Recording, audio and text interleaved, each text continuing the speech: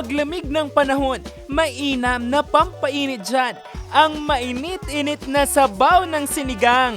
Pero kung mas level up na sinigang ang hanap, abay sa Baguio City, hindi lamang sampalok ang kanilang pampaasim, kundi strawberry.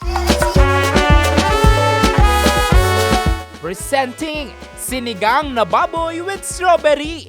Dinadayo talaga yung pork sinigang natin with strawberry kasi nga po, yung twist po kasi ng strawberry, yung binibigay niya pong twist sa kumakain ng na customer po, iba din po kasi yung ano. Yung alam niyo po yung, okay, dahil mahilig sila sa maasim, mas lume-level up pa po dito sa strawberry po.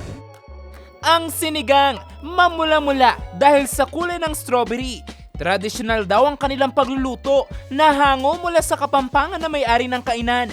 Hitik din ito sa lowland at highland vegetables. Sa paglilibot ko sa buong Northern Luzon, natikman ko na yata lahat ng iba't ibang klase ng sinigang mula sa sinigang sa sampalok, sinigang sa kamyas, maging sinigang sa pakwan, nalantakan na natin yan. Pero first time ko sa Baguio City na matikman ang tinatawag nilang sinigang na strawberry. Lantakan na natin.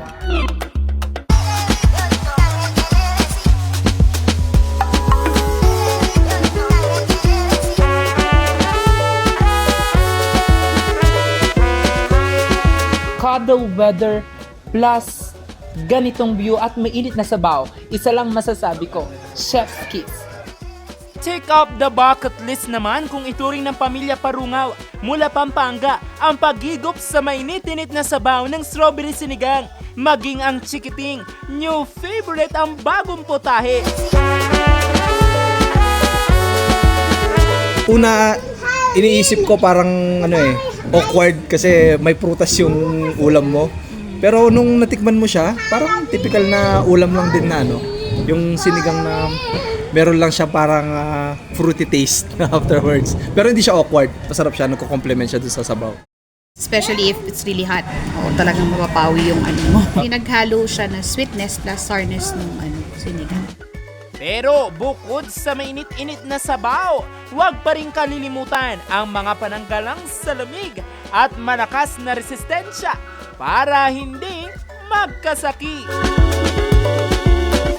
Jose Robert Inventor, RNG News.